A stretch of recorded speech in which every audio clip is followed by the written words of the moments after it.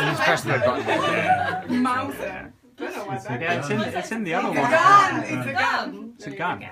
It's a makeup. The only one. Yeah. When in the sky a squall gathers the sailor sees, and raising his gaze to his shipmate sights he, if God grant me my life, I won't go back to the sea.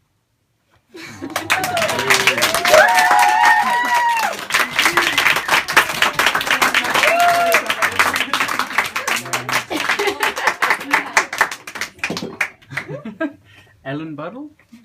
Oh, there we go. I don't know how this will go down.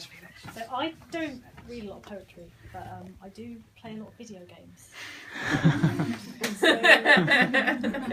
these are, I've got 3 little bits from games I've just been playing recently that I just think use writing in an interesting way. So the first one is a tutorial voiceover from a game called The Magic Circle. So it goes. When the gods screw up in the act of creation, that life ends up in the cracks. This is one such crack. Before the gods made the world, everything looked like that. Just a big circle of nothing. The trick is to stare into it and see anything else. Now, when you make your own circle, it's like ripping a black hole in theirs. Trap something inside and it ain't never the same again. Good. Now, if you see something that looks kind of ghostified, it means the god's unmade it. And it takes life to bring it back. So that's the first one. And the next one is, these are patch or update details from a game called Sunless Sea, which I think are cool. 23rd February 2015, Meditations. The clock ticks, the gaslight wickers, shadows lie quiet. You can now create additional auxiliary items at a cost of secrets. Once you've upgraded your lodgings. Creation of these items allows increase of skills past 150. These items replace other costs for the Zong of the Z, saving on cargo space. The purchase price of the Admiralty Special has been reduced. 27th of February 2015, Exaltation. The traveller is always returning. One who does not is no traveller.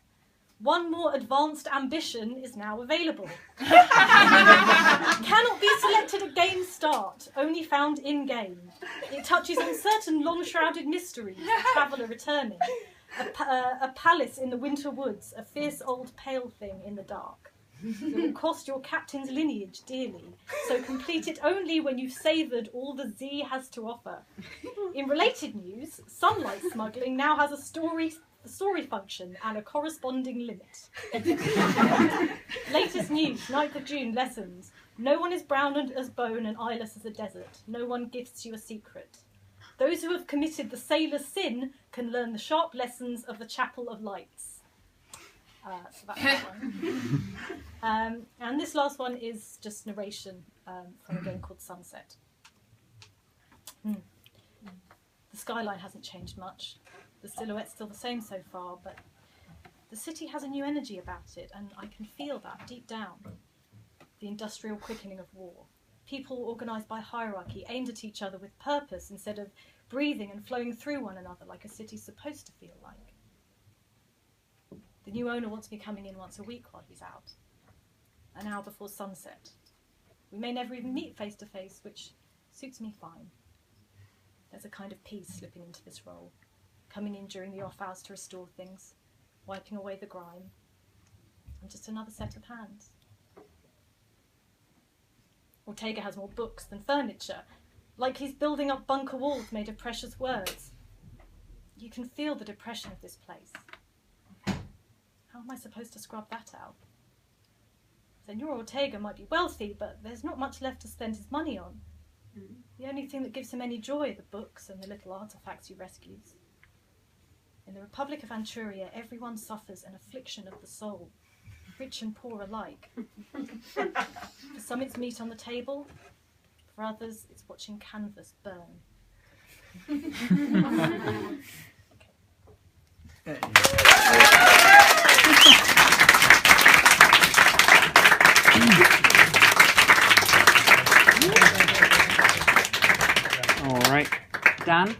Dan O'Donnell? Oh, Dan.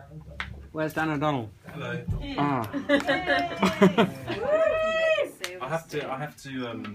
You can declaim step from there if you I want. have to be It's up near to you. Okay. Yeah, it's getting steamy. It's getting steamy. Why? Why?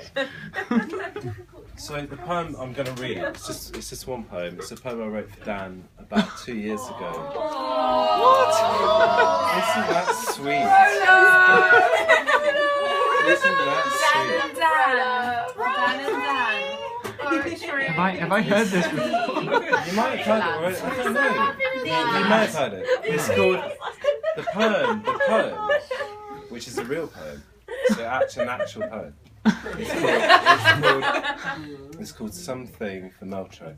And Melcho is like if 2 years ago when Dan was producing Witch House, that would have been his producer name, Melcho. And there are two other things to know about this poem. The first thing is you were getting your bike fixed around this time. And the second thing is that it sort of recounts a now apocryphal story about when we met the Irish poet Maurice Scully in a pub. And you were there, and I think Ollie was there, and Jessica Stacey was there as well. She's around. Do you remember? No. Good powers of recall.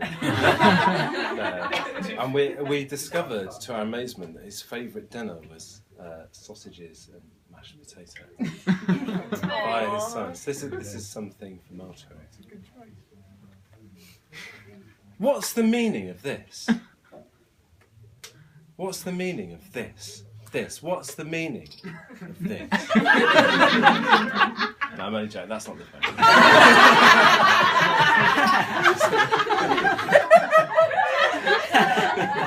Can you imagine? That's an insult.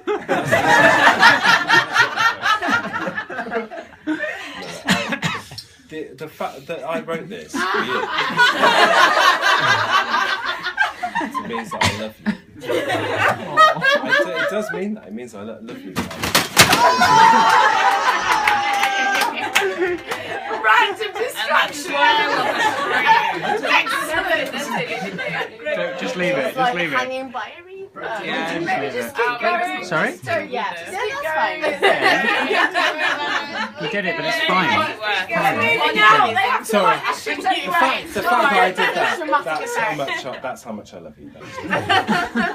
He just moves inanimate objects. Dan, don't think. Don't think, Dan. Dan, don't think. Dan, don't think this poem can't build itself. Or as Ra, or as Isis, or as Osiris, or as Re worth its weight in capstones and slaves and dollar. Don't think it's Anne's or ours, diseased, inflamed, thus next yet then. There is no cure for conjunctivitis. Isis. Think she is set against mashed bike chains, links, the hermetic order of the gourd, and Ed Dawn. All seeing conjunctive Isis.